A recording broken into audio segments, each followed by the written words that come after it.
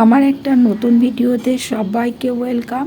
এখন শীত পড়ে গিয়েছে আর শীতের সবথেকে প্রিয় খাবার যেটা চালের গুঁড়ো দিয়ে পিঠে পায়েস তো খুবই ভালো লাগে। আমিও আজকে তৈরি করে ফেললাম। কড়াইতে পরিমাণ মতো জল দিয়ে একটু লবণ দিয়ে আটাটা তৈরি করে নিয়েছি, আর নারকেলের এটাও তৈরি করে নিয়েছি, একটু গুড় আর একটু চিনি দিয়ে এটা তৈরি করে নিয়েছি নারকেলের চেই। তো আমি আজকে বানাবো দুধ কলি, আর সেটার জন্য আমি বাজার থেকে নিয়েছিলাম গোবিন্দভোগ চাল কিনে। তো সেটা দিয়েই তৈরি করে নিয়েছি বলি। তো আমি অনেক আগের থেকে তৈরি করতে পারি বলি, তো দেখতে কেমন হয়েছে অবশ্যই বলবেন। হাতে দেখুন কীরকম লেগে গিয়েছে এগুলো তৈরি করার সময়। দুধটা আমি একটু এলাচ দিয়ে জাল করে নিচ্ছি, আর ওই সঙ্গে চিনিও দিয়ে দিয়েছি। এটা ফুটছে।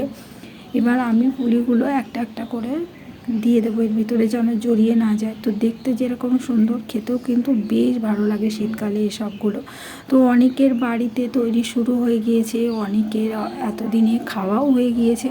তো আমি আজকে করেছি, তো খেতে খুবই ভালো লাগছিলো। আর এটা গোবিন্দভোগ চালের গুঁড়ো দিয়ে তৈরি যেহেতু, তো এত সুন্দর সেন্ট বেরোচ্ছিলো যখন এটা ফুটছিল।